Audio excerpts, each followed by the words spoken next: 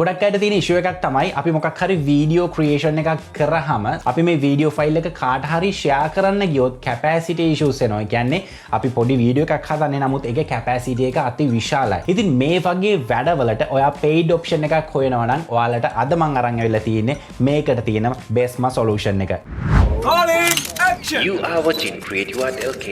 අද මම කතා කරන application එක නැත්නම් tool එකේ නම තමයි iMyFone company එකෙන් release කරලා තියෙන AnySmall Video Compressor එක. මේකෙන් අපිට හැකියාව තියෙනවා අපේ වීඩියෝ එකේ capacity එක drop කරගන්න. ඉතින් මෙතනදී ගොඩක් තියෙන issue එකක් තමයි අපේ වීඩියෝ capacity එක drop කරද්දී වීඩියෝ quality එක drop වෙනවා. හැබැයි මේ convert එකෙන් අපිට හැකියාව තියෙනවා වීඩියෝ එකේ capacity එක අඩු කරගන්න ගමන්ම quality එකත් අපිට අවශ්‍ය විදිහට maintain කරගන්න. ඉතින් අපි බලමු කොහොමද මේ application එක download කරගන්නේ සහ මේ application එක use කරන්න කියලා. iMyFone AnySmall app එකේ තියෙන විශේෂත්වය තමයි ගොඩක් user friendly app එකක් තියෙන. අපිට ගොඩක් settings ගැන worry වෙන්න දෙයක් නැහැ. steps දෙක තුනකින් අපිට වීඩියෝ එකක capacity එක drop කරගැනීමේ හැකියාව තියෙනවා. හරි මුලින්ම ඔයාලා කරන්න තියෙන්නේ software එක download කරගන්න process එක. ඉතින් ඔයාලට description area එකේ දීලා තියෙන link එක follow up කරාට පස්සේ ඔයාලට මේ website එකට එන්න පුළුවන්. ඊට පස්සේ ඔයාලට සරලවම කරන්න තියෙන්නේ මෙන්න මෙතන තියෙන try it free කියන option එක press කරන්න. ඒ වගේම මතක් කරන්න ඕන මේ application එක Windows PCs වලට වගේම Android වලටත් available අපිට බලා ගන්න පුළුවන්. ඔයා desktop version එක ගත්ත කියන්නේ ඔයාට මේක Android වලත් සරලවම use කිරීමේ හැකියාව තියෙනවා. application එක install කරගත්තට පස්සේ ඔයාට මේක ගොඩක් දුරට start වල ඒ වගේම desktop එකේ බලා ගන්න පුළුවන්. මෙන්න මේ තියෙන iMyFone AnySmall application එක මම මේක launch කරගන්නවා. මම කලින් කිව්වත් වගේම iMyFone AnySmall application එක ඉතාමත් simple interface එකක් තියෙන user friendly interface එකක්. මේ interface එක ගැන ටිකක් කතා කරොත් මෙන්න මේ section එකෙන් තමයි අපිට file එකක් import කරගන්න තියෙන්නේ. ඉතින් සරලවම ඔයාට කරන්න තියෙන්නේ file එකක් import කරගන්න ඕන නම් මේ folder icon එක press කරන්න. එතකොට මේ විදිහේ browsing window එකක් එනවා. මෙතනින් ඔයාගේ වීඩියෝ එක තෝරලා දෙන්න පුළුවන්. file එකක් browse කරන්න කලින් තා පුංචි දෙයක් තියෙනවා කියන්න.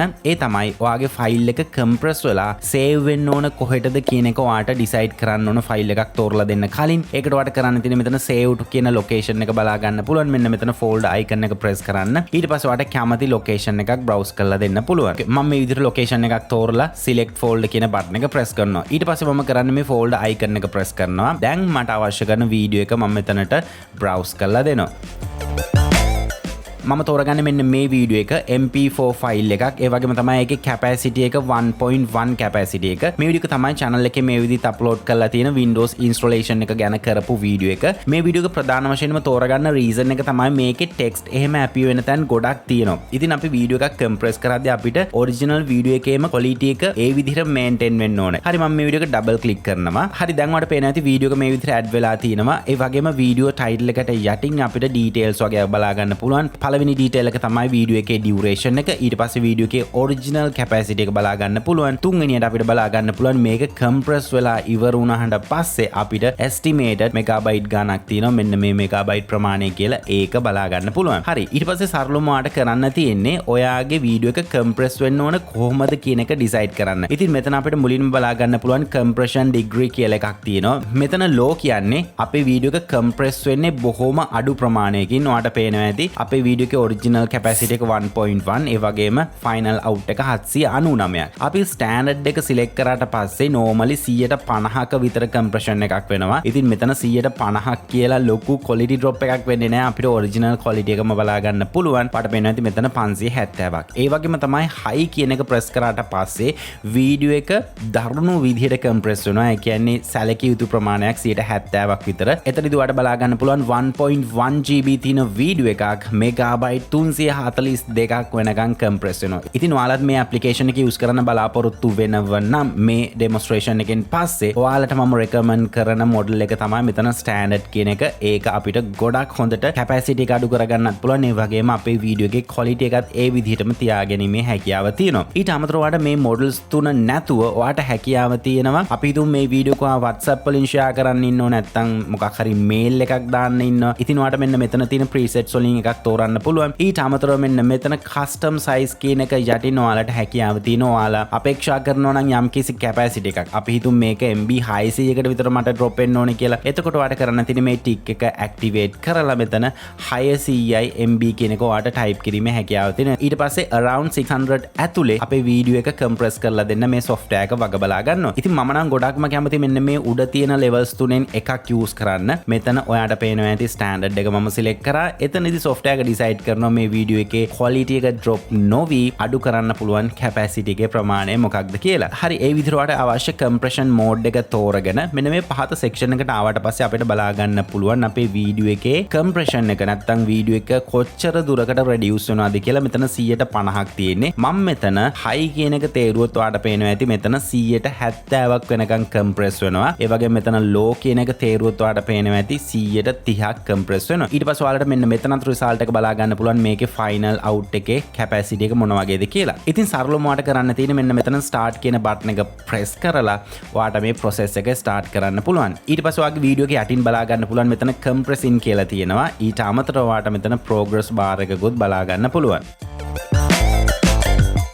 හරි වීඩියෝ එක කම්ප්‍රෙස් වුණාට පස්සේ අපිට ඉන්ටර්ෆේස් එක මේ විදිහට බලා ගන්න පුළුවන් green color වෙලා මෙතන preview කියලා section එකක් තියෙනවා. මම යනවා මගේ original location එකට අපේ output result එක මොන වගේද බලන්න. ඒ වගේම comparison එකක් කරලා බලන්න. හරි දැන් ඔයාලට පේනවා ඇති මෙතන videos දෙකක් තියෙනවා. මෙතන title එකේ AS කියලා මුලින් තියෙන එක තමයි compress කරපු වීඩියෝ එක. AS කියන්නේ AnySmall කියන එක. ඊට පස්සේ ඔයාලට මෙන්න මෙතන බලා ගන්න පුළුවන් අපේ original video එක. මම කලින් කිව්වත් වගේම original video එකේ capacity එක 1.12 GB.